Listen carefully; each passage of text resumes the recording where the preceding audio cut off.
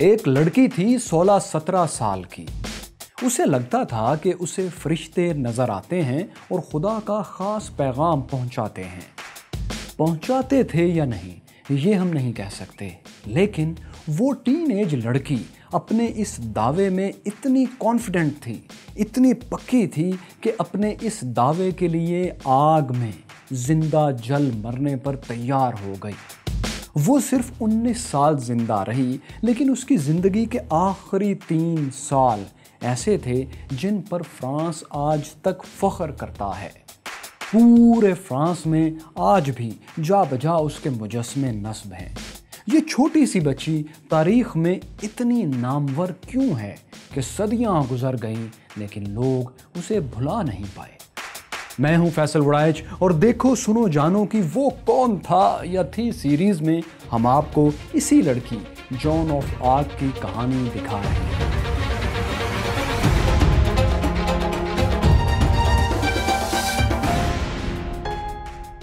1420 کی بات ہے کہ آدھے فرانس پر انگلینڈ کا قبضہ ہو چکا تھا۔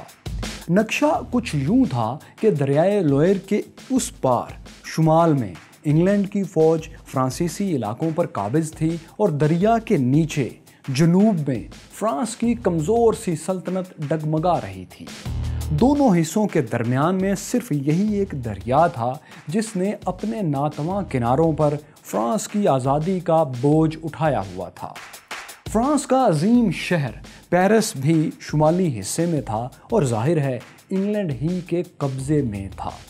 صرف یہی نہیں بلکہ فرانس کا لیڈر بھی کوئی نہیں تھا، کیونکہ بادشاہ حال ہی میں مر چکا تھا اور ہونے والا بادشاہ چارلس سیون تاج پوشی اور حلف لینے سے ہی محروم تھا۔ اس وقت کی روایات کے مطابق بادشاہ کو حلف لینے کے لیے شمالی فرانس کے علاقے ریمس میں جانا ہوتا تھا، جہاں تاج پوشی کی رسم ادا ہوتی تھی۔ یہ پریکٹس زمانوں سے چلی آ رہی تھی، لیکن اب ظاہر ہے شمالی طرف تو انگریز فوج قابض تھی، اس لیے نیا بادشاہ، ہونے والا بادشاہ چارلس سیون دریائے لوئر کے قریب ہی چینون کے شہر میں ٹھہرا ہوا تھا۔ لیکن یہ بھی ایک حقیقت تھی کہ بہت سے فرانسیسی اس بارے میں کنفیوژن کا شکار تھے کہ ان کا اصل بادشاہ ہے کون، کیونکہ ایک متنازع معاہدے کے تحت انگلینڈ کے بادشاہ ہنری نے خود کو فرانس کا بادشاہ بھی ڈکلیئر کر دیا تھا۔ یعنی اب فرانس کی قسمت، فرانسیسیوں کا مستقبل ڈاواں ڈول نظر آ رہا تھا۔ انگلینڈ کے بادشاہ نے پورے فرانس پر قبضے کے لیے اعلان جنگ کر رکھا تھا اور وہ کسی بھی وقت دریا کو پار کر کے باقی فرانس پر بھی انگلش جھنڈے گاڑنے کو تیار تھا۔ یہ کسی بھی وقت ہو سکتا تھا، لیکن درمیان میں ایک تو یہ دریائے لوئر اور اس سے بھی اہم اس کے کنارے کا شہر اورلیان تھا۔ انگلش فوج پوری کوشش کے باوجود بھی اس پر قبضہ نہیں کر سکی تھی۔ اگرچہ یہ دریا کے کنارے پر شمالی طرف تھا، سارے کا سارا انگلش فوج کے گھیرے میں تھا، لیکن اس کے شہریوں نے بے مثال بہادری دکھائی اور ہتھیار ڈالنے سے انکار کر دیا۔ 6 ماہ کے محاصرے میں بھوک پیاس سے ان کا برا حال تھا۔ اسلحہ بھی ان کے پاس زیادہ نہیں تھا، ویپنز کم تھے، لیکن یہاں کے شہری جی جان سے لڑ رہے تھے، ہار ماننے کو تیار نہیں تھے۔ مگر جیت بھی تو نہیں رہے تھے نا، تو اس شہر پر آ کر جنگ رک چکی تھی۔ ایک سٹیل میٹ تھا، مگر ظاہر ہے انگلینڈ سے زیادہ پریشانی فرانسیسیوں ہی کو تھی، کیونکہ آزادی تو ان کی داؤ پر لگی ہوئی تھی، انگریزوں کی نہیں۔ تو یہ ایک ایسی صورتحال تھی جس میں ہر طرف مایوسی تھی۔ یہ مایوسی اگر کوئی توڑ سکتا تھا تو وہ تھا ایک معجزہ، یعنی وقت کی پٹاری سے کوئی ایسی چیز جو اس وقت کسی کے وہم و گمان میں نہ ہو۔ تو ایسا ہوا کہ چینون، جہاں بادشاہ ٹھہرا ہوا تھا، وہاں سے تقریباً 500 کلومیٹر دور شمالی فرانس کے ایک گاؤں میں انگریز فوج اور اس کے اتحادیوں کی ایک ٹولی نے حملہ کیا۔ وہاں ایک کم عمر بچی جیون اپنے ماں باپ کے ساتھ حملے سے پہلے ہی بھاگ گئی۔ اس کے گاؤں کے بہت سے لوگ مارے گئے اور اسے اپنا بچپن کا گھر بار چھوڑنا پڑا۔ فرانس کی آزادی چھن جانا، پھر اس کے گاؤں پر ایک خونخوار حملہ ہونا، ایسی چیزیں تھیں جو اس کے ننھے سے حساس دماغ میں گہری پیوست ہو گئیں۔ کچھ عرصہ نہ گزرا تھا کہ اسے 13 سال کی عمر میں اپنے ارد گرد سے کچھ آوازیں سنائی دینے لگیں۔ اسے لگا کہ اسے مقدس ہستیاں اور فرشتے پکارتے ہیں، اس سے باتیں کرتے ہیں۔ فرشتے اسے اچھی اچھی باتیں بتاتے، جیسس کے قریب رہنے کی ہدایت کرتے۔ وہ چرچ جاتی تو اسے سکون ملتا، لیکن رفتہ رفتہ یہ ہوا کہ فرشتوں سے اس کی گفتگو مذہب سے نکل کر سیاسی دائرے میں داخل ہو گئی۔ اس دور میں یورپ میں بہت سے لوگ اور خاص طور پر خواتین یہ دعویٰ کر دیا کرتی تھیں کہ انہیں مقدس ہستیاں دکھائی دیتی ہیں اور وہ ہستیاں ان سے باتیں کرتی ہیں، یا انہوں نے فلاں اور فلاں کو خواب میں دیکھا ہے اور اس نے خواب میں اسے یہ ہدایت کی ہے۔ یہ اس دور کے لحاظ سے کوئی ایسی غیر معمولی یا نئی بات نہیں تھی، لیکن اس میں غیر معمولی پن اس وقت پیدا ہوا جب وہ یہ کہنے لگی کہ مقدس ہستیوں نے اسے حکم دیا ہے کہ وہ جائے اور فرانس کے ولی عہد چارلز سیون کو تخت پر بٹھائے۔ چارلز سیون وہی تھا جو چنون میں ٹھہرا ہوا تھا۔ یہ بات فرانس کے مایوس ماحول میں ایک امید کی بات تھی۔ ایک 15-16 سال کی لڑکی سے کوئی اتنی بڑی بات کی توقع نہیں کر رہا تھا، اس لیے جب اس نے ایسی باتیں کہنا شروع کی تو وہ مشہور ہونے لگی۔ جیون، جو بعد میں اپنے نام کے انگلش تلفظ جان آف آرک کے نام سے مشہور ہوئی، اپنے علاقے میں ایک منی سیلیبریٹی بن چکی تھی۔ وہ دل سے سمجھتی تھی کہ فرشتے اسے فرانس کے ہونے والے بادشاہ کے بارے میں بتا رہے ہیں، اسی لیے وہ چارلز سیون کو کئی بار خط لکھ چکی تھی کہ وہ اسے ملاقات کے لیے بلائے، اس کے پاس کچھ خاص ہے اسے بتانے کے لیے۔ چارلز سیون اور اس کے ساتھی ان لیٹرز کو، خطوط کو سیریس نہیں لے رہے تھے۔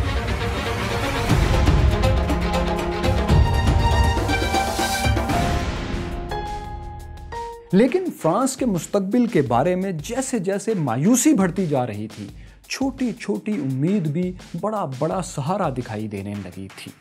سو ایسے ہی کسی ڈیسپریٹ لمحے میں انہوں نے جان آف آرک کو بلانے کا فیصلہ کر لیا۔ لیکن مسئلہ یہ تھا کہ شاہی قیامگاہ میں جان جیسی ایک نوعمر بچی کو بلانے پر اختلاف تھا۔ شاہی خاندان کے قریبی لوگوں میں سے ان لوگوں کی خاصی تعداد تھی جو جان آف آرک کو جادوگرنی وچ سمجھ رہے تھے۔ انہوں نے جان آف آرک کی آمد اس شرط پر قبول کی کہ چارلز سیون ایک چال چلے، ایک ٹرک کھیلے۔ تخت پر وہ اپنے بجائے کسی اور کو بٹھائے اور خود عام لوگوں میں کھڑا ہو جائے۔ اگر جان جادوگرنی ہوئی اور وہ کسی بری نیت سے آئی ہوئی تو اس کے وار سے متوقع بادشاہ، ہونے والا بادشاہ چارلز سیون محفوظ رہے گا۔ لیکن اگر وہ واقعی کوئی مقدس ہستی ہوئی تو وہ جان جائے گی کہ بادشاہ یہاں نہیں بلکہ یہاں کھڑا ہے، اور وہ اسے پہچان بھی جائے گی۔ اس طرح چارلز سیون بھی محفوظ رہے گا اور لڑکی کا بھید بھی کھل جائے گا کہ وہ اصل میں کیا ہے، کس نیت سے آئی ہے۔ اس شرط پر جب جان کو دربار میں حاضری کا حکم ملا تو اس کی شہرت پہلی بار اپنے علاقے ڈومرمی سے باہر نکل کر مقبوضہ فرانس اور چنون تک میں پھیلنا شروع ہو گئی۔ لوگ چہمگوئیاں کرنے لگے کہ ایک کم سن لڑکی کو فرشتے فرانس کی فتح کی خبر سنا رہے ہیں اور خدا کا کوئی خفیہ پیغام لے کر وہ لڑکی چارلز سیون کے پاس آ رہی ہے۔ سو ایسے میں جب جان آف آرک چارلز کی قیامگاہ میں داخل ہوئی تو منظر دیکھنے والا تھا۔ ایک گھبرایا ہوا نقلی بادشاہ اپنی گھبراہٹ چھپانے کی کوشش کرتا ہوا تخت پر براجمان تھا۔ جان نے تخت کو دیکھا اور کہا، یہ بہت اچھا نوجوان ہے جو تخت پر بیٹھا ہے، لیکن چارلز سیون کہاں ہے؟ جب اسے جواب نہیں دیا گیا تو اس نے دربار میں چاروں طرف نظر دوڑائی، ایک ایک شخص کو غور سے دیکھا، پھر ایک آدمی کی طرف بڑھی اور جھک کر آداب بجا لائی۔ یہی چارلز سیون تھا۔ جان اسے پہچان کر اپنا پہلا امتحان پاس کر گئی تھی۔ اس نے چارلز سیون سے کہا کہ اسے خدا نے پیغام دیا ہے کہ وہ جائے اور فرانس کو اس کے دشمنوں سے بچا کر خدا کے ہاتھ میں واپس لائے، اور یہ کہ اسے خدا نے حکم دیا ہے کہ وہ چارلز سیون کو تاریخی روایتی شہر ریمز میں لے جائے اور فرانس کے بادشاہ کا تاج اس کے سر پر سجا دے۔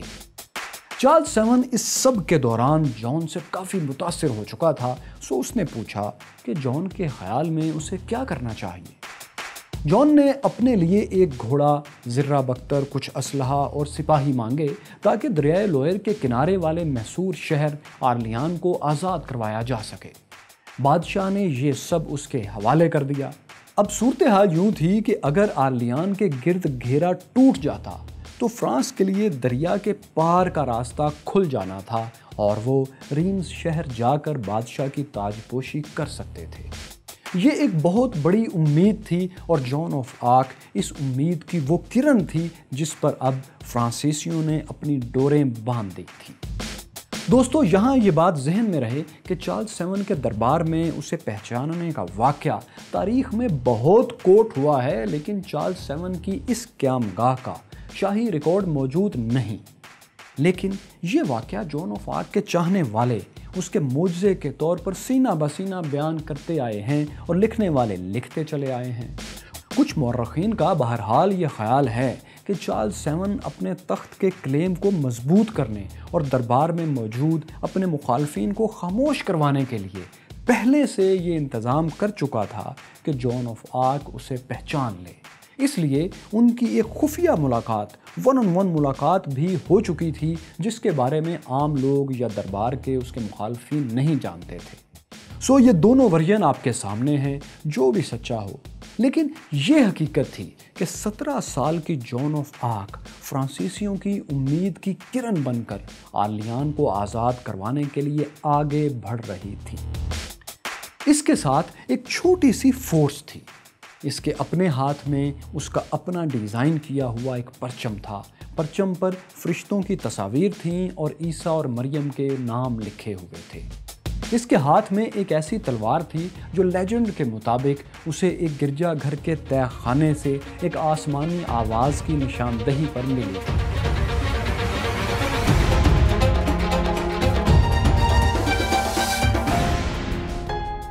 تو اپریل 1429 میں جان آف آرک آرلیان کے قریب ایک ایسے وقت میں پہنچی جب انگریزوں کو محاصرہ کیے 7 ماہ ہو چکے تھے۔ اس شہر پر انگریزوں اور فرانسیسیوں میں جاری 100 سال کی جنگ رکی ہوئی تھی۔ انگریز اس شہر کو فتح کر کے آگے نہیں بڑھ پا رہے تھے اور آرلیان کے شہری انگریز فوج کا محاصرہ نہیں توڑ پا رہے تھے۔ ایسے میں جان آف آرک جب ایک چھوٹے سے لشکر کے ساتھ وہاں پہنچی تو طاقت کا توازن فرانسیسیوں کے حق میں ہو گیا۔ شہر کے تینوں اطراف میں پانی کی خندقیں تھیں اور ایک طرف دریا تھا۔ دریا کے پل پر جنگ جاری تھی۔ جان آف آرک نے چند سواروں کے ساتھ 2 مختلف اطراف میں حملہ کر کے انگریز فوج کا دھیان بٹایا اور پھر درمیانی راستے سے، جیسا کہ آپ نقشے میں دیکھ رہے ہیں، شہر میں داخل ہو گئی۔ یہاں پہنچ کر اس کے لشکر نے ایک ناقابل یقین کام کیا۔ وہ یہ کہ شہر میں داخلے اور متوقع سپلائی لائن کا واحد راستہ یعنی دریا کا پل اڑا دیا۔ اب انگریز فوج لڑائی بھی جاری نہیں رکھ سکتی تھی، اس لیے اسے چاروں ناچار باہر محاصرے ہی میں بیٹھنا پڑا۔ اگلے دن صبح انگریز فوج نے دیکھا کہ جان آف آرک آرلیان کے قلعے کی دیوار پر کھڑی انہیں دیکھ رہی ہے۔ انگریز کمانڈر کے لیے یہ ایک بہت بڑا گیم چینجر تھا۔ جان نے آنے سے پہلے انگریز کمانڈر کو اپنے ایک میسنجر، ایک قاصد کے ذریعے محاصرہ ختم کرنے کا پیغام بھیجا تھا، لیکن انگریز کمانڈر نے بجائے جواب دینے کے اس میسنجر کو قید کر لیا۔ تو اب جان نے یہ کیا کہ ایک اور خط لکھا جس میں تحریر کیا کہ اگر انگریز فوج اس کے قاصد کو، اس کے میسنجر کو واپس کر دے تو وہ بدلے میں کچھ انگریز قیدی بھی رہا کر دے گی۔ لیکن انگریزوں نے اس قاصد کو واپس کرنے کے بجائے قلعے کی طرف منہ کر کے اسے گالیاں دینا شروع کر دیں اور جواب میں پیغام دیا کہ جاؤ جاؤ کھیتوں میں جانور چراؤ، یہ جنگ ونگ عورتوں کے بس کی چیز نہیں ہوتی۔ انگریز جان کی طرف دیکھتے اور کہکہے لگاتے، لیکن اگلے دن جب جان آف آرک نے قلعے سے باہر نکل کر انگریزوں کے کمانڈ ٹاور پر حملہ کیا تو انہیں کہکہے لگانے والوں کے چھکے چھوٹ گئے۔ ایک توپ کا گولا اسی کمانڈر کے چہرے پر لگا جو کل تک جان کو پیغام دے رہا تھا کہ جاؤ جاؤ کھیتوں میں جانور چراؤ، جنگ تمہارے بس کا کھیل نہیں۔ کمانڈر کے مر جانے سے انگریز فوج کی ہمت ٹوٹ گئی وہ اہم ترین شہر آرلیان کو چھوڑ کر پیچھے بھاگ گئے۔ یہ فرانس کے لیے اس وقت کی ایک بڑی کامیابی تھی، کیونکہ مہینوں سے جاری اسٹیل میٹ ختم ہو گیا تھا اور جنگ فرانس کے حق میں پلٹنے لگی تھی۔ لیکن اس جنگ کے ساتھ ہی ایک خون بھی شامل ہو گیا، اور یہ خون جان آف آرک ہی کا تھا۔ اسے انگریزوں کے کمانڈ ٹاور سے ایک تیر لگا تھا جو اس کی زرہ بختر کی ایک درز سے ہوتا ہوا اس کے کندھے میں 6 انچ تک پیوست ہو گیا تھا۔ زخم اتنا گہرا تھا کہ جلدی بھرتا دکھائی نہیں دیتا تھا۔ دلچسپ بات یہ ہے کہ انگریزوں پر حملے سے پہلے جان اپنے ساتھیوں کو کہہ چکی تھی کہ اس جنگ میں وہ زخمی ہو جائے گی۔ تاریخ میں لکھا ہے کہ اس گہرے زخم سے وہ اپنی قوت ارادی کے باعث جلد صحت یاب ہو گئی۔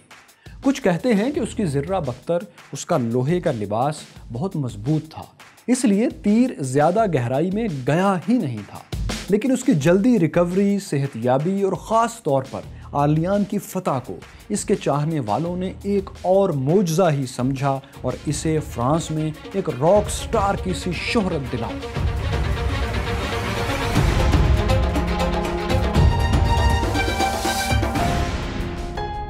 اب فرانس کے چارلز 7 کے لیے تاج پوشی کا راستہ کھلا تھا، اور یہ راستہ جان آف آرک کی بدولت کھلا تھا۔